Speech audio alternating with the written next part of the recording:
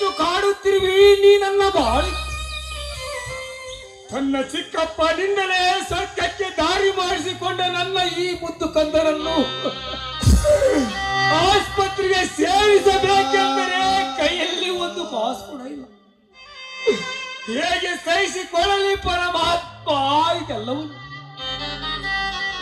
ಇದೆಲ್ಲ ಬೋರಾಟವನ್ನು ನನಗೆ ಕೊಡದೆ ನನ್ನನ್ನೇ ಬಲಿ ತೆಗೆದುಕೊಂಡು ಬಿಟ್ಟಿದ್ದೇನೆ. ಇದ್ದ ಆಭರಣವನ್ನು ಮಾರಿ ಸರ್ಜರಿ ಮಾಡಿಸಬೇಕೆಂದರೆ ಅವು ಕೂಡ ನಮ್ಮಿಂದ ಕಳಿಸಿ ದೂರ ದೂರ ದೂರ ಬಿಟ್ಟವು. ಅಂದಾಗ ನನ್ನ ಕಂದನ ಜೀವ ಉಳಿಸುವ ದಾರಿ ಹೇಗೆ ಪರಮಾತ್ಮ ನೀವೇ ಹೇಳು. ಕಣ್ಣು ಮುಚ್ಚಿಕೊಂಡು ಕಲ್ಲಾಗಿ ಕುಳಿತಿರುವ ನೀನು ಉರಿಗಣ್ಣು ತೆಗೆದು ಭಸ್ಮ ಮಾಡಿಬಿಡಬಾರದೆ. ಇಲ್ಲವೇ ಕಣ್ಣೀರಿನ ಕಡಲಲ್ಲಿ ಮುಳುಗಿ ಹೋಗುತ್ತಿರುವ ನನ್ನ ಬಾಯಿ ದಾರಿ ತೋರು ಶಂಕರ, ಬೇಗ ದಾರಿ ತೋರು.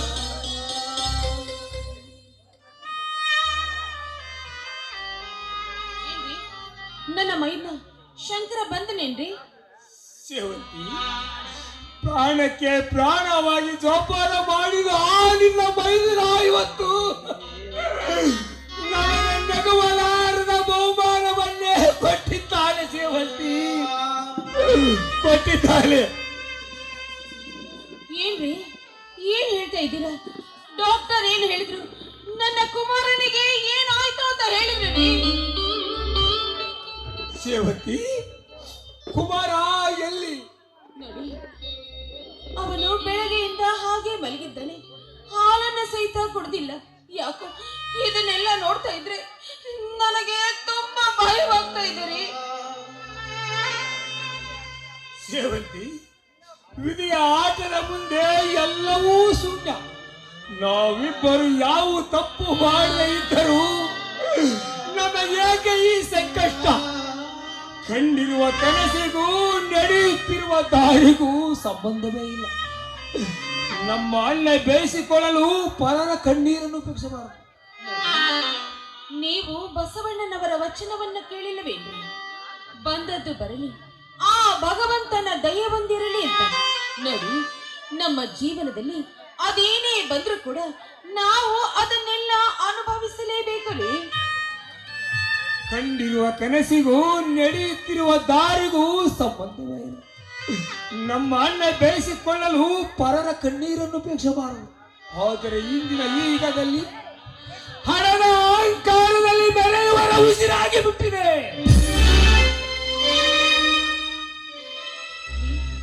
ಡಾಕ್ಟರ್ ಏನ್ ಹೇಳಿದ್ರು? ರಿಪೋರ್ಟ್ ಬಂತ? ಮಾತಾಡ್ಲಿ. ಡಾಕ್ಟರ್ ಏನ್ ಹೇಳಿದ್ರು ಅಂತ ಮಾತಾಡಿ.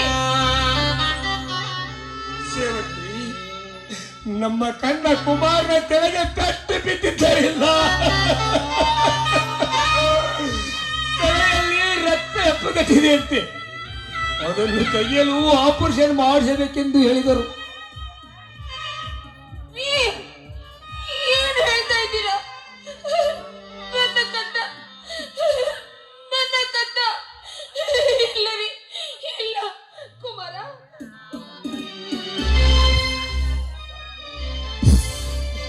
ಅಷ್ಟೇ ಅಲ್ಲ ಸೇವಂತಿ, ಆಪರೇಷನ್ ಮಾಡಿಸಲು 1 ಲಕ್ಷ ರೂಪಾಯಿ ಬೇಕೆಂದು ಡಾಕ್ಟರ್ ಹೇಳ್ತಾರೆ.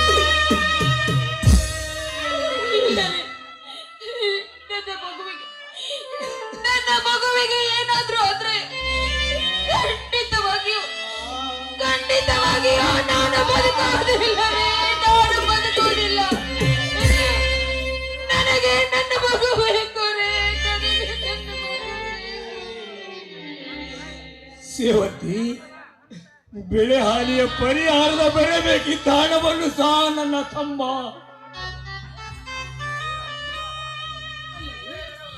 ನಿಮ್ಮ ಸಹಿ ಇಲ್ಲದೆ ಅವನು ಹಣವನ್ನು ತೆಗೆದುಕೊಳ್ಳಲು ಹೇಗೆ ಸಾಧ್ಯ ರೀ? ಅದೇ ಸೇವತಿ, ಕಲಿಯಲಾರದ ಕಲಿಗೇಡಿಯ ಹೆಬ್ಬಟ್ಟು ಸಹಿದಕ್ಕೆ ದಾರಿ ಮಾಡಿಕೊಟ್ಟಿದೆ. ಹಣದ ಆಸೆಗಾಗಿ ನನ್ನ ತಮ್ಮ ತನ್ನ ಹೆಂಡತಿಯನ್ನೇ ವಿಷಕಂಠನ ಹೆಂಡತಿಯಾಗಿ ಮಾಡಿ ಇವನೇ ನನ್ನ ಅಣ್ಣ, ಇವನೇ ನನ್ನ ಅಣ್ಣನ ಹೆಂಡತಿ ಎಂದು ಸಹಿ ಹಾಕಿಸಿ ಹಣವನ್ನು ದೋಷಿದ್ದಾನೆ. ಸೇವತಿ ಹಣವನ್ನು ದೋಷಿದ್ದಾನೆ, ಅದಕ್ಕೆ ದುಡ್ಡಿಗೆ ಕಣ್ಣಿಲ್ಲ ಎಂದು ಹೇಳುವುದು. ಹೌದು ಹೌದು, ಈಗಿನ ಕಾಲದಲ್ಲಿ ಸಂಬಂಧಗಳು ಎಷ್ಟೊಂದು ವಿಚಿತ್ರವಾಗಿದೆ ಅಂದ್ರೆ ನಮ್ಮವರಲ್ಲೇ ನಮ್ಮವರನ್ನ ನಾವು ಹುಡುಕುವಂತಾಗಿದೆ. ನೋಡಿ, ಭೂಮಿಯ ಮೇಲೆ ಆಗುತ್ತಿರುವ ಭೂಕಂಪವನ್ನ ಕಂಡು ಹಿಡಿಯಬಹುದು, ಆದ್ರೆ ಈ ಮನುಷ್ಯರ ಮನಸ್ಸಿನಲ್ಲಿ ಆಗುತ್ತಿರುವ ಭೂಕಂಪವನ್ನ ಕಂಡು ಹಿಡಿಯಲು ಯಾರಿಂದಲೂ ಸಾಧ್ಯವೇ ಇಲ್ಲ ರೀ, ಸಾಧ್ಯವೇ ಇಲ್ಲ. ಹೌದು ಶಿವಂತಿ, ಹೌದು. ತುಂಬಿದ ಸಂಸಾರದಲ್ಲಿ ಹುಳಿ ಹಿಡಿದ ಕಟುಕರನ್ನು ಹಾಲೆಲ್ಲ ತನ್ನ ಮಾರುತೇಶ್ವರ ಶಿಕ್ಷಿಸಲೇ. ಸೇವಂತಿ, ನನ್ನ ತಮ್ಮನ ಕಾಲಿಗೆ ಬಿದ್ದಾದರೂ ಹಣವನ್ನು ತೆಗೆದುಕೊಂಡು ಬರುತ್ತೇನೆ. ಮನೆ ಕಡೆ ಜೋಪಾನ. ಆಯ್ತು, ಹುಷಾರಾಗಿ ಹೋಗಿ ಬನ್ನಿ. ಸೇವಂತಿ, ಮನೆ ಕಡೆ ಜೋಪಾನ. ಹಾಗೆ ಹುಷಾರಾಗಿ ಹೋಗಿ ಬನ್ನಿ. ತಂದೆ ಮಾರುತೇಶ್ವರ, ಯಾಕಪ್ಪ, ಯಾಕೆ ಈ ಲೋಕ ಕಲ್ಯಾಣ ಮಾಡುವುದಕ್ಕಾಗಿ ಉದ್ಧರಿಸಿ ಬಂದಿರುವ ನೀನು ನಮ್ಮಂತ ಬಡವರ ಬಾಳಿನಲ್ಲಿ ಯಾಕೆ ರೀತಿ ಚಿತ್ರ ಹಿಂಸೆ ಕೊಟ್ಟು ನಮ್ಮನ್ನ ಕಾಡ್ತಾ ಇದ್ದೀಯ? ಅದೆಷ್ಟೋ ದಿನಗಳ ಮೇಲೆ ನನ್ನ ಬಡಲಲ್ಲೇ ಮುದ್ದು ಕಂದನನ್ನ ಕೊಟ್ಟಿದ್ದೀಯ. ಆದ್ರೆ ಈಗ ಈ ನನ್ನ ಕಂದನನ್ನು ಉಳಿಸಿಕೊಳ್ಳುವ ಇನ್ನು ನನ್ನ ಪತಿದೇವರು ಹಣ ತರುವುದಕ್ಕಾಗಿ ಹೋಗಿದ್ದಾರೆ. ಹೇಗಾದ್ರೂ ಮಾಡಿ ನನ್ನ ಮೈದರನ ಮನಸ್ಸನ್ನ ಬದಲು ಮಾಡಿ ಅವರಿಗೆ ಹಣ ಕೊಟ್ಟು ಕಳಿಸಿಬಿಡಪ್ಪ. ನಿನ್ನ ಮಗಳನ್ನ ಉದ್ಧಾರ ಮಾಡುತ್ತೇನೆ.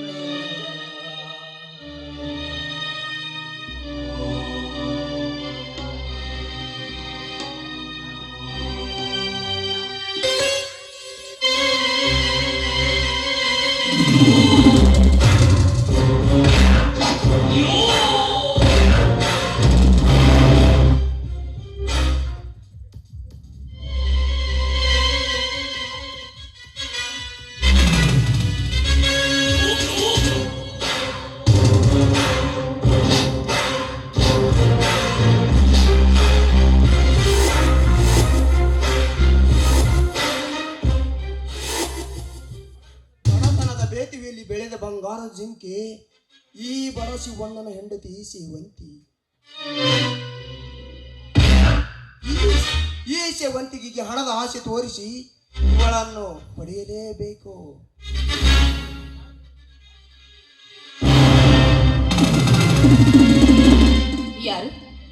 ಯಾರು ನೀವು? ನಾನು ಯಾರೆಂದು ಕೇಳುತ್ತಿರುವೆ? ಆ ಸೇವಂತಿ ಕಷ್ಟದಲ್ಲಿರುವ ಬಡವರನ್ನು ರಕ್ಷಣೆ ಮಾಡಲು ಬಂದಿರುವ ಈ ಧರ್ಮಾಪುರದ ದೊರೆ ದಶಕಂಠ. ಓಹೋ, ಅರ್ಥವಾಯಿತು ಶ್ರೀಮಂತರಿ. ಅಂದ ಹಾಗೆ ಈ ಬಡವರ ಮನೆಯ ತನಕ ಬಂದಿರುವ ಕೆಲಸವಾಗಿದ್ರು ಏನಿತ್ತು ದೊರೆಗಳೇ? ಇದೇ ಸೇವಂತಿ, ಇದೆ ಮಹತ್ವದ ಕೆಲಸ ಇದೆ ಸೇವಂತಿ ನಿನ್ನಿಂದ. ಈ ಸಂದರ್ಭದಲ್ಲಿ ನನ್ನ ಮಾತಿಗೆ ಮನ್ನಣೆ ಕೊಟ್ಟು ಚಿನ್ನದಂತ ಈ ನಿನ್ನ ತೋಳಗಳಿಂದ ಈ ರಾಜಕುಮಾರನ್ನು ಆಲಂಗಿಸಿಕೊಂಡಿದ್ದೆ. ಆದರೆ ನಿನ್ನ ಬಡತನದ ಬೌಳೆಗಳನ್ನು ಹರಿದುಗಿದು ಈ ಶ್ರೀಮಂತರ ಸುಕುಮಾರಿಯಾಗುವೆ. ಮುಚ್ಚ ಬಾಯ್ನ ಕಾಮುಕ ಪಶುವೆ, ನಿನ್ನ ಮಗಳ ಸ್ಥಾನದಲ್ಲಿರುವ ನನ್ನ ಮೇಲೆ ಈ ರೀತಿ ಕಾಮದ ಕಣ್ಣು ಹಾಕ್ತಾ ಇದೆಯಲ್ಲ, ಅವಿವೇಕಿ, ಸ್ವಲ್ಪನಾದ್ರೂ ನಾಚಿಕೆ ಆಗೋದಿಲ್ವೇನು ನಿನಗೆ? ಹೆಚ್ಚಿಗೆ ಮಾತನಾಡದೆ ಸುಮ್ಮನೆ ಹೊರಟು ಹೋಗೋ ಇಲ್ಲಿಂದ. ಹೊರಟು ಹೋಗಲು ಬಂದಿಲ್ಲ ಸೇವಂತಿ, ತಡಗಪ್ಪದಂತ ಎಳೆಯತ್ತೀನಿ ಆಟವಾಡಲು ಬಂದಿರುವೆ.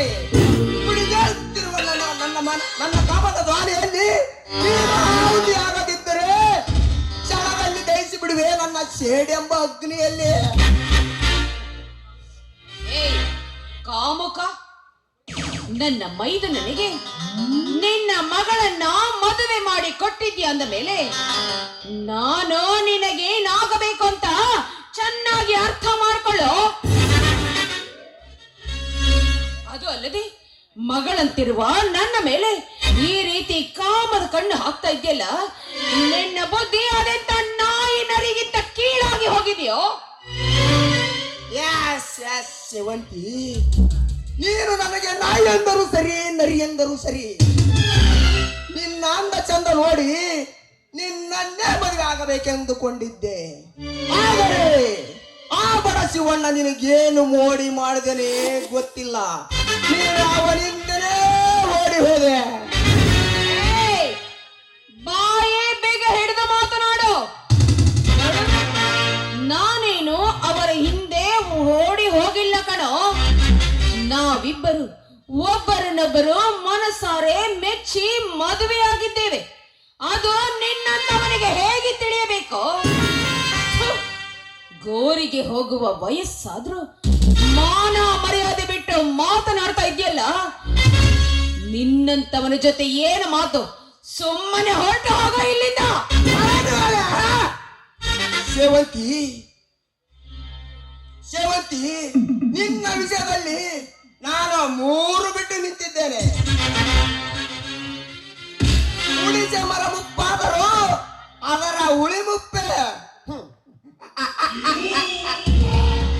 ನಿನ್ನನ್ನು ನೋಡಿ ಆ ಗಾದೆಯನ್ನು ಹುಟ್ಟಿಸಿರಬೇಕು. ಕಥೆನೇ ತಿಳಿದವರ. ಏಯ್ ನೋಡು, ಈ ರೀತಿ ಅಸಹ್ಯದ ಮಾತುಗಳನ್ನ ಮಾತನಾಡ್ತಾ ಇದೆಯಲ್ಲ, ಒಂದು ಮನಸ್ಸಿಲ್ಲದ ಹೆಣ್ಣಿಗೆ ಈ ರೀತಿ ಮನಸ್ಸಿನಿಂದ ವರ್ಣಿಸಿದ್ರೆ ಅವಳು ನಿನ್ನವಳಾಗುತ್ತಾಳೆ ಅಂತ ತಿಳಿದುಕೊಂಡಿರುವುದು ನಿನ್ನ ಮೂರ್ಖತನ. ನೋಡು, ಹೆಚ್ಚಿಗೆ ಮಾತನಾಡದೆ 3 ಮುಚ್ಚಿಕೊಂಡು ಹೊರಟು ಹೋಗೋ ಇಲ್ಲಿಂದ.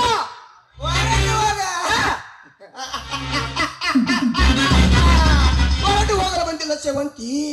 ಕೆಮ್ಮರದಂತೆ ಬೆಳೆದು ನಿಂತಿರುವ ಈ ನಿನ್ನ ಮೃದು ಸೌಂದರ್ಯವನ್ನು ತುಂಬಿಯಂತೆ ಹೀರಿ ನಾನಿನ್ನ ಕೈ ಬಿಡುವೆ. ಪಾಪಿ, ಪರಸ್ತ್ರೀಯ ಮುಡಿಗೆ ಕೈ ಹಾಕಿ ಅವಳನ್ನ ನನ್ನವನ್ನಾಗಿ ಮಾಡಿಕೊಳ್ಳಬೇಕೆಂಬ ಹಠ ಹಿಡಿದಿದ್ಯಲ್ಲ, ನಿನಗೇನಾದ್ರೂ ಅಷ್ಟೊಂದು ಕಾಮದ ದಾಹ ಹೆಚ್ಚಾಗಿದ್ದೇ ನಿಜವಾದ್ರೆ, ನನ್ನಂತೆ ನಿನಗೂ ಒಬ್ಬ ಮಗಳಿದ್ದಾಳೆ. ನಿನ್ನ ಮಗಳ ಹತ್ರ ಹೋಗಿ ತೀರಿಸಿಕೋ ನಿನ್ನ ಕಾಮದಾಹವನ್ನ. ಏನೆಂದರೆ ಹೊಟ್ಟೆ ಒಳಗೆ ಹುಟ್ಟಿದ ಮಗಳೊಡನೆ ಕಾಮದಾಟ ಮಾಡಿ ಅಂತ ಯಾರಂಡೆ?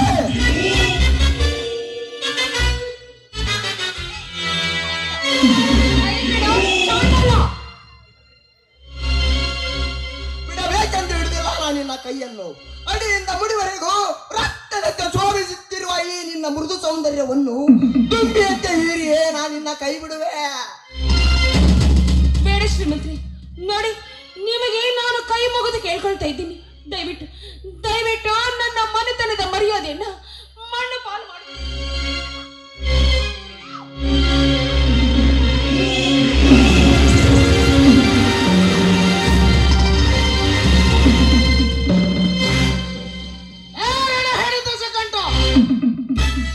ಸೀತಮೂರ್ತಿಯಂತೆ ಪವಿತ್ರವಾದ ನನ್ನ ಅಕ್ಕನ ಕೈ ಮುಟ್ಟಿವೆ ಆ ಮಗನೇ. ನಿನ್ನ ಶಿರ ಕಡಿಯದೆ ಬಿಡಲಾರೆ. ತನ್ನಿ ಕೆಲಸಕ್ಕೆ ಎಟ್ಟಿಯಾದವನು ನೀನ್ಯಾವನಲೇ ಮಗಳ? ಮಾನವೀಯತೆಯನ್ನು ಮರೆತು ಮುತ್ತೈದರ ಬಾಯಿಗೆ ಕೊಳ್ಳೆ ಹಚ್ಚಿದ ನೀತಕರನ್ನು ಕೊಲ್ಲಲು ಬಂದಿರುವ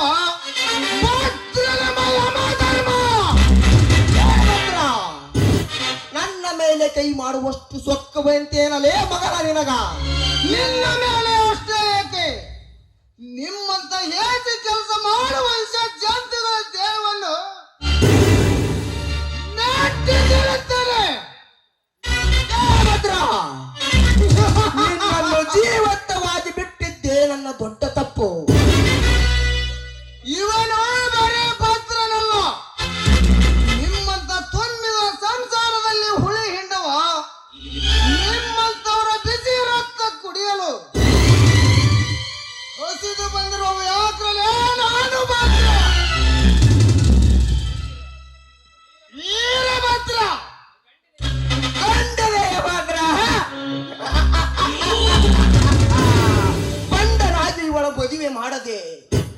ಪಾಚಿ ಬಣ್ಣದ ಕೈ ಹಿಡಿಸಿ ಅವ ಎತ್ತಿ ಹಾಕಿದ ಎಂಜಲ ಅನ್ನವನ್ನು ತಿಂದು ನಾ ಎತ್ತಿ ಹಾರಾಡುತ್ತಿರುವ ಏನಲೇ ಮಗನ. ಏನು ಸೆಕೆಂಡ ಈ ನನ್ನ ಹರಿತವಾದ ಕೊಡಲಿನಿಂದ ನಿನ್ನ ಪಾಪದ ಕೊಡ ಒಡೆದು ಕನ್ನಡ ನಾಡಿನ ಜನತೆಗೆ ಸೇವತೆ ನೀಡಿ ನನ್ನ ಅಕ್ಕನ ಪಾದಕ್ಕೆ ರಕ್ತ ಲೇಪನ ಮಾಡದೆ ಹೋದರೆ ನನ್ನ ಹೆಸರು ಭದ್ರ ವೀರ ಭದ್ರನೇ ಅಲ್ಲ. ಏನು ಸೆಕೆಂಡ ನಿನ್ನ ತಾವರು ಈ ಕಡೆ ಬಂದಾಗಲೇ ನನಗೆ ನಿನ್ನ ಅನುಮಾನ ಬಂದಿತ್ತು. ನಿನ್ನ ಸಾಮ್ರಾಜ್ಯವನ್ನು ಸರ್ವನಾಶ ಮಾಡುತ್ತಿರುತ್ತೇನೆ. ಇದು ಸತ್ಯ, ಇದು ಸತ್ಯ. ಸತ್ಯ ಸತ್ಯದ ಸವಾಲಿಗೆ ಉತ್ತರ ನೀಡದೆ ಕೊಲ್ಲಾಗಿ ಕುಳಿತಿರುವ ಆ ನಿನ್ನ ದೇವಾನ ದೇವತೆಗಳು ಅಂದಾಗ ಈ ಕಲಿಯುಗದ ದಶಕಂಠನ ಮೋಸದ ಮುಂದೆ ನಿನ್ನ ಸತ್ಯ ಏನು ಮಾಡಲಾರದು ಮಗನೇ. ಬಿ ಕೇರ್ಫುಲ್, ಮತ್ತೆ ಬರುತ್ತೇನೆ, ಎತ್ತರವಿರಲಿ ಮಗನೇ.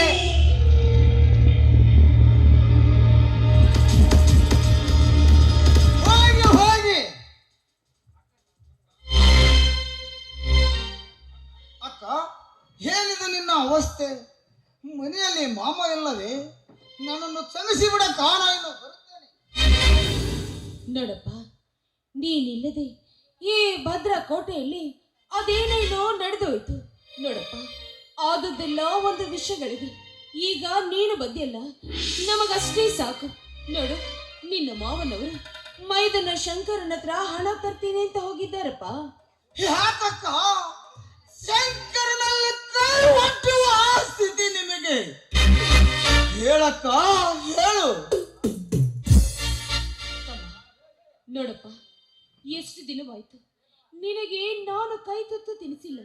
ಬಾರಪ್ಪ, ನಾನೇ ನಿನಗೆ ಕೈಯಾರೆ ತುತ್ತು ಮಾಡಿ ತಿನ್ನಿಸುತ್ತೇನೆ. ನಿಧಾನವಾಗಿ ಎಲ್ಲಿ ಏನು ನಡೆಯುತ್ತೆ ಅಂತ ನಿನಗೆ ಗೊತ್ತಾಗುತ್ತೆ. ಬಾರಪ್ಪ.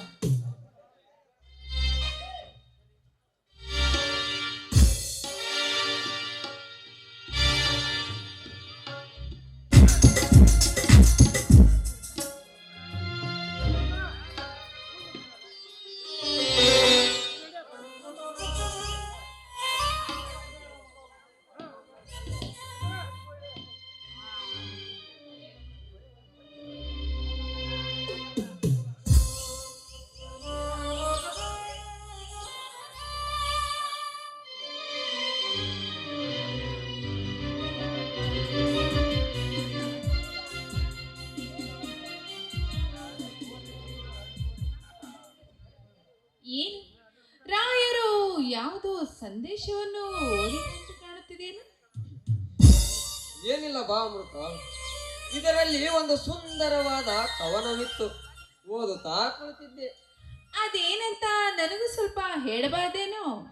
ಅಪರೂಪಕ್ಕೆ ಬಂದವಳು ರೂಪವತಿ, ನನ್ನ ಹೆಂಡತಿ ನನ್ನವಳಿಗಿಂತಲೂ ನನ್ನ ಮೇಲೆ ಬಲು ಪ್ರೀತಿ. ನನಗೂ ವಯಸ್ಸಾಗ್ತಾ ಬಂತು, ಮೈ ಮಾಗ್ತಾ ಬಂತು. ಹುಡುಕಲೇನೆ ನಾ ನಿನಗಿಂತ ಹೊಸ ಸವತಿನ. ಅಬ್ಬ, ಮಾತಿನಲ್ಲಿ ತುಂಬಾ ರಸಿಕರು ನೀವು. ಅಂತ ಹಾಗೆ ನಾನು ನಿಮ್ಮ ಹತ್ರ ಒಂದು ವಿಷಯವನ್ನು ಕೇಳ್ತೀರಿ, ಇಲ್ಲ ಅನ್ನಲ್ಲ ತಾನೆ? ಅದೇನಂದು ಕೇಳು ಅಮೃತ, ಈ ನಿನ್ನ ಪತಿಯ ಮೇಲೆ ಸಂದೇಹವೇ? ಅದೇನಂದು ಕೇಳು. ನೋಡಿ ಶಂಕರ್, ನನಗೆ ಸುತ್ತಿ ಬಳಸಿ ಮಾತನಾಡಿ ಅಭ್ಯಾಸವಿಲ್ಲ. ಏನಿದ್ರು ನೇರವಾಗಿ ಹೇಳ್ತೇನೆ. ಮುಂದಿನ ವಾರ ವಕೀಲರನ್ನು ಕರೆಸಿ ನಮ್ಮ ತಂದೆಯವರ ಇಡೀ ಆಸ್ತಿ ನನ್ನ ಹೆಸರಿಗೆ ಬರೆಸಿದ್ದಾರೆ. ಅದರಂತೆ ನಿಮ್ಮ ಹೆಸರಲ್ಲಿರುವ ಆಸ್ತಿ ಜಮೀನೆಲ್ಲ ನನ್ನ ಹೆಸರಿಗೆ ಬರೆಸ್ಕೊಡಬಾರ್ದೇನೋ? ಹೌದು ಅಮೃತ, ನಿನಗಿಂತಲೂ ಮೊದಲೇ ನಾನು ಈ ಸ್ಕೆಚ್ ಹಾಕಿದ್ದೆ. ಆದರೆ ನಮ್ಮ ಅಣ್ಣ ಅತ್ತಿಗೆಯರಿಗೆ ಹೆದರಿ ಸುಮ್ಮನೆ ಇದ್ದೆ. ಈಗ ಯಾರ ಭಯವೂ ಇಲ್ಲ. ಇನ್ ಮುಂದೆ ನಮ್ದೇ ದರ್ಬಾರ್, ನಾವು ಹೇಗೆ ಮಾಡಿದರೂ ನಡೆಯುತ್ತದೆ. ಎಷ್ಟೇ ಆದ್ರೂ ನೀವು ನನ್ನ ಪತಿರಾಯರಲ್ವೇ? ಕೇಳ್ತೀರಂತ ನನಗೆ ಚೆನ್ನಾಗಿ ಗೊತ್ತಿತ್ತು. ಬನ್ನಿ, ಈ ವಿಚಾರವನ್ನ ನಮ್ಮ ಅಪ್ಪಾಜಿ ಹತ್ರ ಮಾತಾಡೋಣ.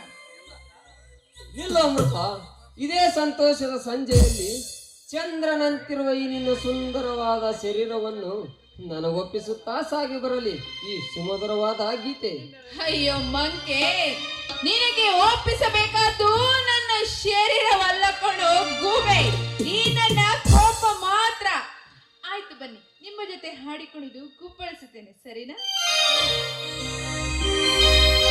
ಕವಿ ಕಾಳಿದಾಸನ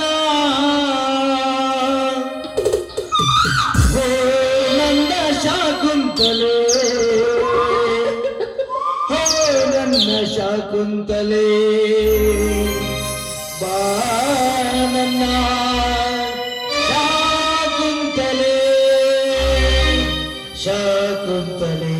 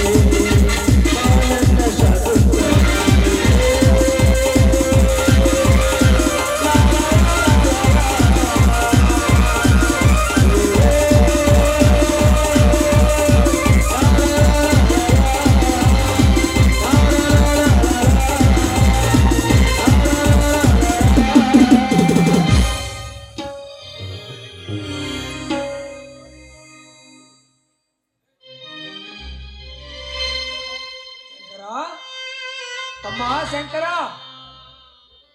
ಶಂಕರ್, ಯಾರೋ ಮನೆಯಲ್ಲಿ ಭಿಕ್ಷುಕ ಬಂದಿರಬೇಕು. ಭಿಕ್ಷೆ ಕೇಳುವುದಕ್ಕೆ ಯಾರಂತ ನೋಡು. ನಾನು ಭಿಕ್ಷಕನಲ್ಲಮ್ಮ, ನಿನ್ನ ಗಂಡನ ಒಳ ಹುಟ್ಟಿದವನಮ್ಮ, ನಿನ್ನ ಮಾವನಮ್ಮ. ಅದು ಅವಾಗ, ಈಗಲ್ಲ. ಸುಮ್ಮನೆ ಹೊರಟು ಹೋಗೋ ಇಲ್ಲಿಂದ. ತಮ್ಮ ಶಂಕರ, ಯಾಕಪ್ಪ ನಿನ್ನಣ್ಣ ನಿನಗೆ ಎಷ್ಟು ಬೇಡವಾಗಿ ಹೋದೇನಪ್ಪ, ಬೇಡವಾಗಿ ಹೋದೆ ನೀನು. ಏನೋ ಬಡ ಬಿಕಾರಿ, ಎಷ್ಟು ಹೇಳಿದ್ರು ನಿನಗೆ ಅರ್ಥವಾಗುವುದಿಲ್ಲವೇನು? ನೋಡು, ಒಂದು ನಾಯಿಗೆ ನಾವು ಅಚ್ಚ ಅಂದರೆ ಅದು ನಾವು ಕರೆಯವರೆಗೂ ಮನೆ ಬಾಗಿಲಿಗೆ ಬರುವುದಿಲ್ಲ. ಆದ್ರೆ ನೀನು ನಾಯಿಗಿಂತ ಕಡೆಯಾಗಿರುವಲ್ಲ ಬಿಕಾರಿ ನನ್ನ ಮಗನೇ. ಅಯ್ಯೋ ಶಿವ ಶಿವ, ಶಂಕರ, ನನಗೆ ಯಾಕೆ ಇಂಥ ಹೀನ ಜನ್ಮವನ್ನು ಕೊಟ್ಟಿಯಪ್ಪ? ಅಮ್ಮ ಶಂಕರ, ಹಸಿದು ಬಂದ ಈ ನಿನ್ನಣ್ಣನಿಗೆ ಸಾಕಷ್ಟು ಕೊಟ್ಟು ಕಳಿಸಪ್ಪ.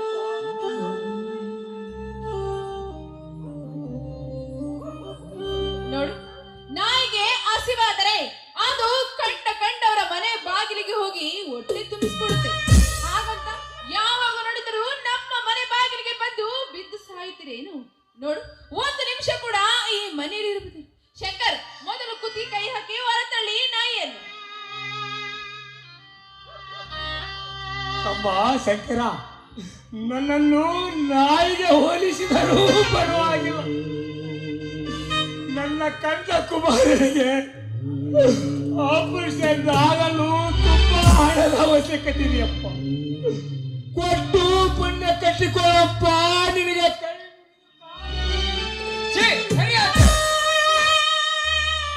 ಈಗಲಾದರೂ ನಾವು ನೆಮ್ಮದಿಯಿಂದ ಇರೋಕೆ ನಿನಗೆ ಸರಿ ಕಾಣಿಸುತ್ತಾ ಇಲ್ಲ.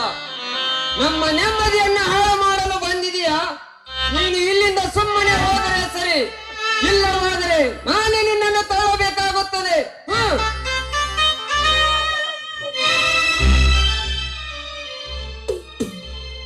ಶಂಕರ್, ಆ ನಾಯಿಯನ್ನು ಬಿಟ್ಟು ನಿಮ್ಮ ಕೈಗಳನ್ನಕ್ಕೆ ಹೋಲಿಸಿ ಮಾಡ್ಕೊಳ್ತೀರ.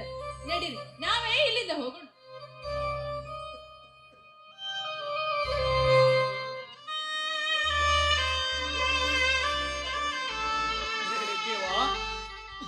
ಏನಿದು ನಿನ್ನ ಲೀಲೆ? ಈ ಧರ್ಮವಂತನ ಮಗ ಶಿವಣ್ಣನ ಬದುಕಿನಲ್ಲಿ ನಡೆಯುತ್ತಿರುವ ಚದುರಂಗದ ಏಕೆ ನಾನು ಧರ್ಮದಿಂದ ನಡೆಯುವ ಧರ್ಮದ ದಾರಿಯೇ ನಿನ್ನ ಮನಸ್ಸಿಗೆ ಬಂದಿಲ್ಲವೇ ತಂದೆ? ಸತ್ಯಕ್ಕೆ ಜಯವಿಲ್ಲವೇ, ಮೋಸಕ್ಕೆ ಸಾವಿಲ್ಲವೇ? ನಾನು ನಿನಗೆ ಏನು ಅನ್ಯಾಯ ಮಾಡಿದ್ದೇನೆಂದು ನನ್ನ ತಮ್ಮನ ಮನಸ್ಸಿನಲ್ಲಿ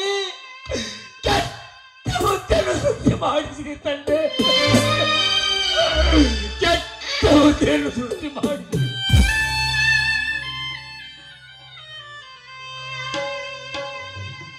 ಸತ್ಯ ಧರ್ಮದಿಂದ ನಡೆಯುವ ಮಾನವಂತರಿಗೆ ಈ ಸಮಾಜದಲ್ಲಿ ಬೆಲೆ ಇಲ್ಲವೇ? ನ್ಯಾಯ ನೀತಿವಂತರಿಗೆ ಇಲ್ಲಿ ಬದುಕಲು ಜಾಗವಿಲ್ಲವೇ? ಅಥವಾ ಮಾನವಂತರಿಗೆ ನೀನು ಮಾಡುವ ಸತ್ವ ಪರೀಕ್ಷೆ ತಂದೆ, ಸತ್ವ ಪರೀಕ್ಷೆ. ಹೇಳು ತಂದೆ, ಹೇಳು. ಮನೆಗೆ ಬರಿಗೆಯಿಂದ ಹೇಗೆ ಹೋಗಲಿ? ಹುಟ್ಟಿದ ಮಗು ಭೂಮಿಗೆ ಬಿದ್ದಾಗಲೇ ಸತ್ತು ಹೋಗಿದ್ದರೆ ಇಂಥ ತಾಪ ದುಃಖ ಬರುತ್ತಿರಲಿಲ್ಲ. ಈಗ ನನ್ನ ಮಗ ಕುಮಾರನ ಸ್ಥಿತಿ, ಬರಿಗೆಯಿಂದ ನನ್ನ ಹೆಂಡತಿಗೆ ಹೇಗೆ ಮುಖ ತೋರಿಸಲಿ ದೇವ, ಹೇಗೆ ಮುಖ ತೋರಿಸಲಿ?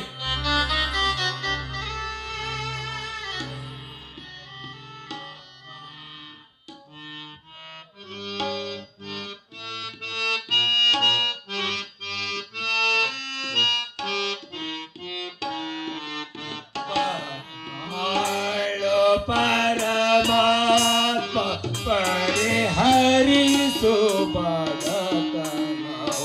ಕರುಣಾಳು, ಪರಮಾತ್ಮ ಪರಿಹರಿಸು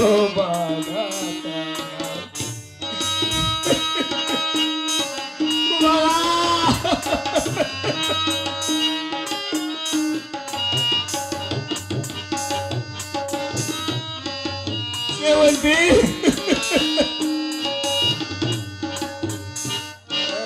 ಕಡವು ಬಂದಿರಲು ಜಗವೆಲ್ಲನರುತ್ತಿರಲು, ಬಡತನವು ಬಂದಿರಲು ಜಗವೆಲ್ಲನರುತ್ತಿರಲು, ಕಾತಲೆಯ ಕಳಗಳಗೆ ಬೆಳಕು ತೋರಿಸುದೇವ, ಕಾತಲೆಯ ಕಳಗಳಗೆ ಬೆಳಕು ತೋರಿಸಿದೆ ಕರುಣಾಳು ಪರಮಾತ್ಮ ಪರಿಹರಿಸು ಬಡತನವ ಪರಿಹರಿಸು ಬಡ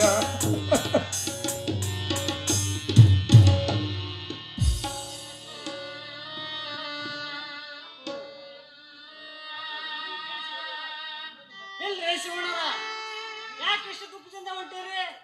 ನಿಮ್ಮ ತಮ್ಮ ನಿಮ್ಗೆ ಹೆಸರಾತ್ರಿ, ನಮ್ಮ ದನಿಯರ್ ಹೆಂಗಿದ್ರು ನಿಮ್ಮ ಮನೆಗೆ ಹೆಣ್ಣು ಕೊಟ್ಟಾರ, ನಿಮಗೆ ಹೆಸರಾಗ್ದ ಮತ್ತೆ ಯಾರಿಗೆ ಹಾಕರ್ರಿ?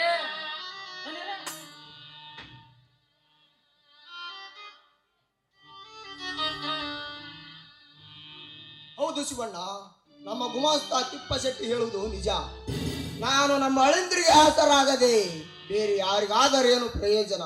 ನಿನ್ನ ತಮ್ಮ ಇನ್ನೂ ಚಿಕ್ಕವನು, ತಿಳಿಯದೆ ಬೈದಿರಬಹುದು. ಅದಕ್ಕೆ ನಾನೆಲ್ಲವೇನು? ಆಶು, ನಿನಗೆ ಹಣ ಎಷ್ಟು ಬೇಕು? ಮಾಮ, ಇವನಿಗೆ ಹಣ ಕೊಡಲು ನನಗೇಕೋ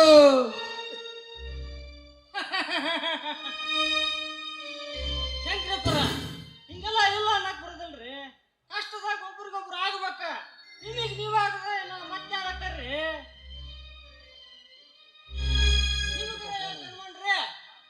ಒಂದು ಬಾಂಡ್ ಒಳಗೆ ಸಹಿ ಮಾಡಿಸಿ ಕೊಟ್ರಾತಪ್ಪ. ಇದಕ್ಕ ನಿನ್ನ ಒಪ್ಪಿಗೆಯನ್ನು ಬಾ ಶಿವಣ್ಣ. ಅಷ್ಟು ಮಾಡಿ ಪುಣ್ಯ ಕಟ್ಟಿಕೊಳ್ಳಿ ಗುಮ್ಮಸ್ತಾರೆ.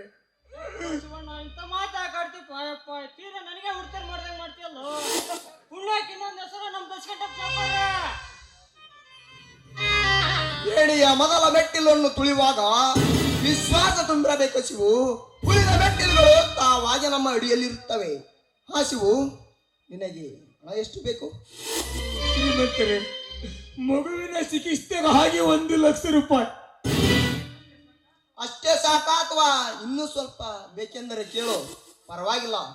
ಹಾಗಾದರೆ ಬ್ಯಾಂಕಿನಲ್ಲಿ 2 ಲಕ್ಷ ರೂಪಾಯಿ ಸಾಲವಿದೆ ಧನಿಗಳೇ. 2 ಸೇರಿ 3 ಲಕ್ಷ ರೂಪಾಯಿ ಕೊಟ್ಟಿಬಿಡಿ. ಕಬ್ಬು ಕಟಾವಾದ ನಂತರ ಕೊಡುತ್ತೇವೆ.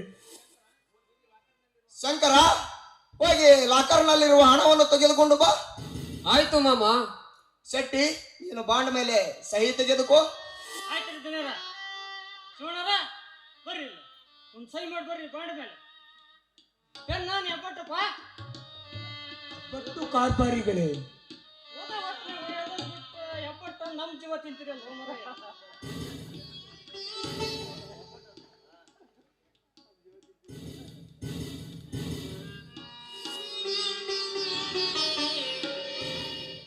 ಇನ್ನೊಂದು ಮಾಡಪ್ಪ, ಏನು ರೊಕ್ಕ ಕೊಡಂಗಿಲ್ಲ ಅದಕ್ಕೆ. ಇನ್ನೊಂದು ರೊಕ್ಕ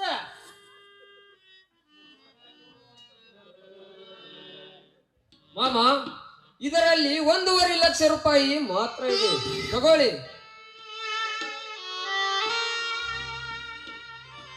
ಶಿವು, ಇವಾಗ ಇಷ್ಟಿದೆ, ತೆಗೆದುಕೋ. ಉಳಿದ ಹಣವನ್ನು 1 ವಾರದ ನಂತರ ನಾನೇ ಕೊಟ್ಟುಕೊಳ್ಳುತ್ತೇನೆ. ಆಯ್ತು ಮಾಮ, ನಾನಿನ್ನು ಹೋಗಿ ಬರ್ತೇನೆ.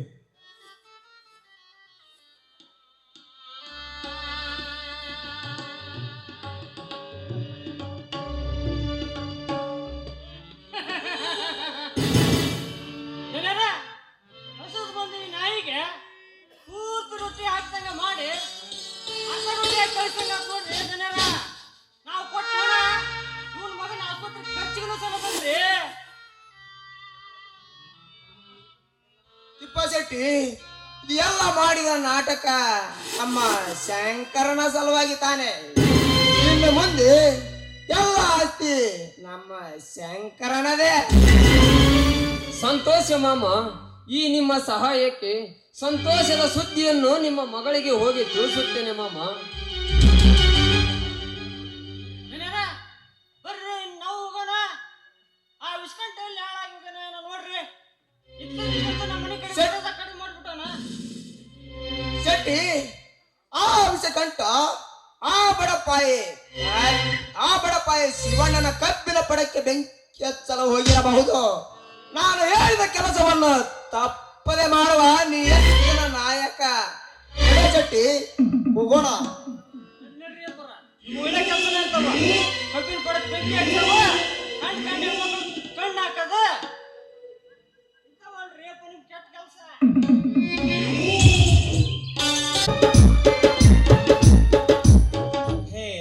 ಕಾಶಿ ವಿಶ್ವೇಶ್ವರನೇ, ನಿನ್ನ ದರ್ಶನ ಮಾಡಿ 5 ವರ್ಷಗಳೇ ಕಳೆದವು. ಶ್ರೀ ವಿಶ್ವೇಶ್ವರ ಜ್ಯೋತಿರ್ಲಿಂಗ ದರ್ಶನದಿಂದ ಮನಸ್ಸು ಮುದಗೊಳ್ಳುವುದಲ್ಲದೆ ಸರ್ವ ಪಾಪಗಳು ಕ್ಷಯವಾಗುವುದೆಂಬ ನಂಬಿಕೆ ಇದೆ. ಅಲ್ಲದೆ ಸರ್ವ ಅಭೀಷ್ಟಗಳು ನೆರವೇರಿ ಜೀವನ ಸಾರ್ಥಕವಾಗುತ್ತದೆ ಎಂಬ ಬಲವಾದ ನಂಬಿಕೆ ಈ ನಿನ್ನ ಭಕ್ತರಲ್ಲಿ ಇದೆ ತಂದೆ. ಹೇ ದೇವ, ನಿನ್ನ ದರ್ಶನಕ್ಕೆ ಹೋಗುವ ದಾರಿಯ ಪಕ್ಕದಲ್ಲಿ ಅತ್ಯಂತ ಪವಿತ್ರ ನದಿ ಎಂಬ ಹೆಸರು ಪಡೆದಿರುವ ಗಂಗೆಯಲ್ಲಿ ಸ್ನಾನ ಮಾಡಿ ನಂತರ ನಿನ್ನ ದರ್ಶನವನ್ನು ಮಾಡಿದರಾಯಿತು ತಂದೆ.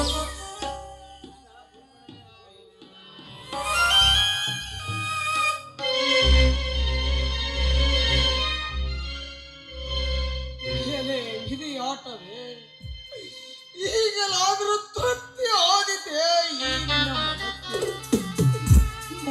ಮಾತಿಗೂ ನನ್ನ ಅಳೆಯನ ಕಾಣಿಬಲ, ನನ್ನ ತಮ್ಮ ದೂರ ತೀರ ಎಂದು ನನ್ನ ಅಕ್ಕ ಮಾವ ಸಂತೋಷದಿಂದ ಎದೆ ತಟ್ಟಿಕೊಂಡು ಹೇಳುತ್ತಿದ್ದರು. ಅವರ ಮಾತಿನಂತೆ ಅವರ ಸಂಸಾರಕ್ಕೆ ಭದ್ರತೆಯನ್ನು ಒದಗಿಸಿಕೊಳ್ಳಲು ಇಂದು ನನ್ನಿಂದ ಆಗಲಿಲ್ಲ. ಇದಕ್ಕೆಲ್ಲ ನಾನೇ ಹೊಣೆಗಾರ. ನನ್ನ ಮೇಲಿನ ಸೇಡನ್ನು ಅವರ ಮೇಲೆ ತೀರಿಸಿಕೊಂಡು ಬಿಟ್ಟ ದಶಕಂಠ. ಈ ಸಮಾಜದಲ್ಲಿ ಜನ ಕೇಕೆ ಹಾಕಿ ನಗುವಂತೆ ಮಾಡಿದೆ ನಮ್ಮನ್ನು.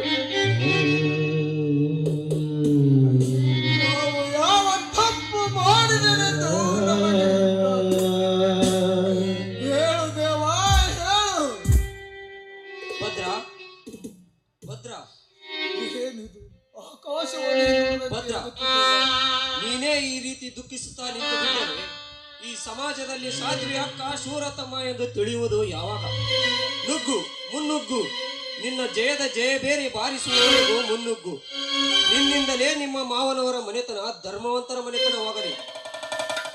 ಹೌದು ಹೌದು ಹೌದು ಹೌದು ಹೌದು. ಈಗ ನಾನು ಕೈ ಬಿಟ್ಟು ಕುಳಿತರೆ ನನ್ನ ಕನಸು ನನಸಾಗುವುದು ಯಾವಾಗ?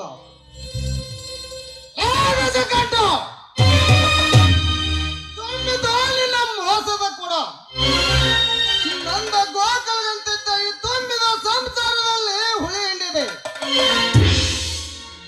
ಅದೇ ಹುಳಿಯಿಂದಲೇ ನನ್ನ ಸಾಮ್ರಾಜ್ಯವನ್ನು ಸರ್ವನಾಶ ಮಾಡುತ್ತೇನೆ. ಬಡವರನ್ನು ತಡೆಯುವುದರ ಏನಾಗುತ್ತಿದೆ ಎಂದು ನಿಮ್ಮಿಂದಲೇ ತಿಳಿಯಲಿ. ನಿಮ್ಮಂತ ಬಣ್ಣ ಶ್ರೀಮಂತರಿಗೆ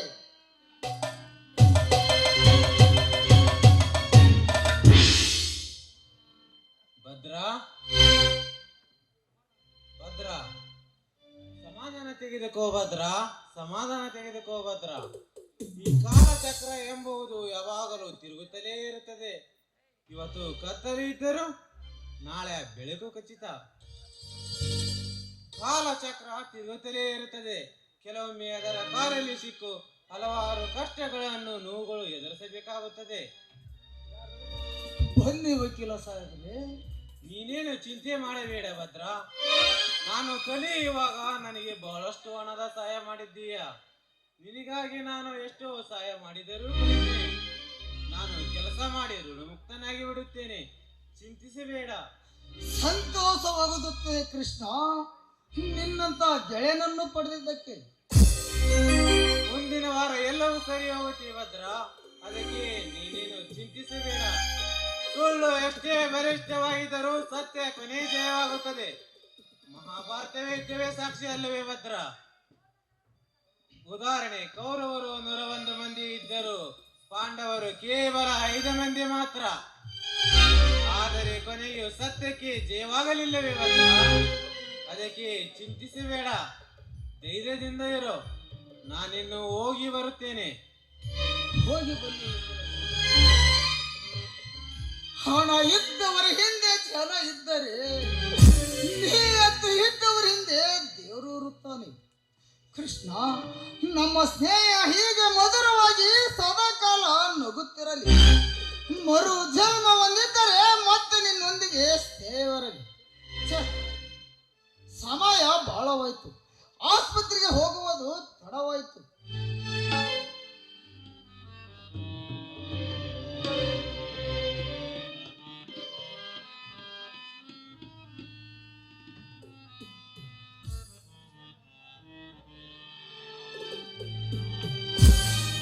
ನಿಲ್ಲು ಭದ್ರ, ಅವಸರದಿಂದ ಎಲ್ಲಿಗೋ ಹೋಗುತ್ತಿರುವಾಗಿದೆ. ಬನ್ನಿ ಮಾಮ, ನಿಮ್ಮಲ್ಲಿಗೆ ಹೊರಡುತ್ತೈತಿ. ಅಕ್ಕ ಅಕ್ಕ, ನನ್ನ ಮುದ್ದಿನ ಹಳೆಯ ಮಲಗಿಕೊಂಡಿರುವನೆ. ಹೌದಪ್ಪ, ನಿನ್ನ ಬುದ್ಧಿ ನಡಿಯ ಮಲಗಿಕೊಂಡಿದ್ದಾನೆ. ಈ ಸ್ವಾರ್ಥ ಸಮಾಜದಲ್ಲಿ ಬಾಳಿ ಬದುಕುವುದೇ ಬೇಡ ಅಂತ ನಿನ್ನ ಬುದ್ಧಿ ನಡಿಯ ಶಾಶ್ವತವಾಗಿ ನಿದ್ರೆಗೆ ಜಾರಿ ಬಿಟ್ಟಿದ್ದಾನೆ. ಭದ್ರ, ನಿದ್ರೆಗೆ ಜಾರಿ ಬಿಟ್ಟಿದ್ದಾನೆ. ಅಕ್ಕ,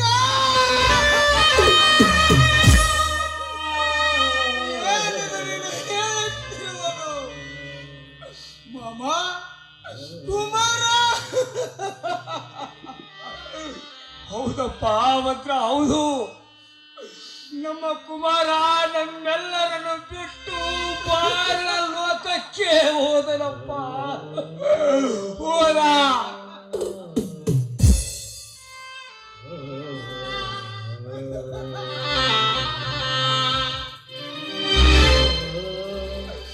ಶಂಕರ, ಶ್ರೀಮಂತರು ಹೆಣ್ಣಿನ ಕೈ ಹಿಡಿದು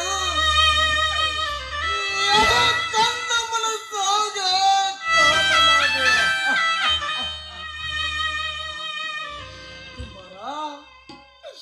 ಇಷ್ಟು ಬೇಗ ಸಾಕಾಗುತ್ತೇನಪ್ಪ ಈ ಮಾನವನ ಜನ್ಮ. ಕುಮಾರ, ಈ ನಿನ್ನ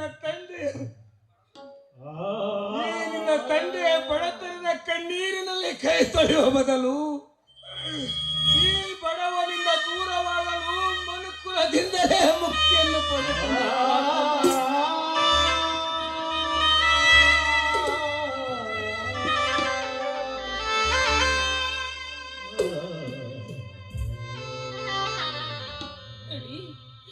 ಈ ಬಡವರ ಕೂಗು, ಈ ಬಡವರ ಕಣ್ಣೀರು ಆ ದೇವರಿಗೂ ತುಂಬಾ ಇಷ್ಟ ಅಂತ ಕಾಣುತ್ತದೆ.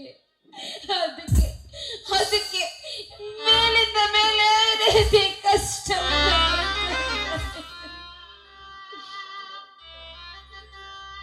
ಸೇವಂತಿ, ಹೆಚ್ಚಾಗುತ್ತಿರುವ ಮಾನವನ ಶಕ್ತಿಯ ಮುಂದೆ ನೀನು ಹೇಳುತ್ತಿರುವ ದೈವ ಶಕ್ತಿ ಏನು ಮಾಡಲಾಗುವುದಿಲ್ಲ. ಹೊರಗೂ ನನ್ನ ತಮ್ಮ ಶಂಕರ ನನ್ನ ಕಂದನಿಗೆ ಸರಿಯಾದ ಪಾಠ ತೋರಿಸಿದ ಸೇವಂತಿ. ಶಂಕರ, ನಿನ್ನನ್ನು ಇಷ್ಟು ದಿನ ಬಿಟ್ಟಿದ್ದೆ ನನ್ನ ದೊಡ್ಡ ತಪ್ಪು.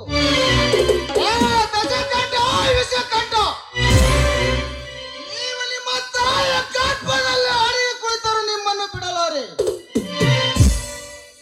ಈ ನನ್ನ ಹರಿತವಾದ ಕೊಡಲಿನಿಂದ ನಿಮ್ಮನ್ನು ತುಂಡು ತುಂಡಾಗಿ ಕತ್ತರಿಸಿದ ಹೋಗಲೇ ಈ ನನ್ನ ಕುಮಾರನ ಆತ್ಮಕ್ಕೆ ಶಾಂತಿ ಸಿಗುವುದು. ಬೇಡ ಭದ್ರ, ಬೇಡ. ಬಡವರ ಸಿಟ್ಟು ದವಡಿಗೆ ಮೂಲ ಎಂಬಂತೆ ಆ ವಿಧಿಯ ಮುಂದೆ ಯಾರೇನು ಮಾಡಲಾಗೋದು. ಬನ್ನಿ, ಮೊದಲು ಕುಮಾರನ ಅಂತ್ಯ ಸಂಸ್ಕಾರ ಮಾಡೋಣ.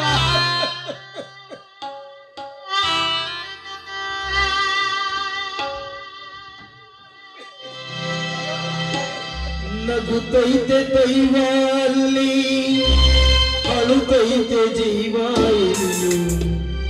ನಗುತ್ತೈತೆ ದೈವ ಅಲ್ಲಿ, ಅಳುತ್ತೈತೆ ಜೀವ ಇಲ್ಲಿ. ವಿಧಿಯಾಟ ಕಂಡೋರೆಲ್ಲೋ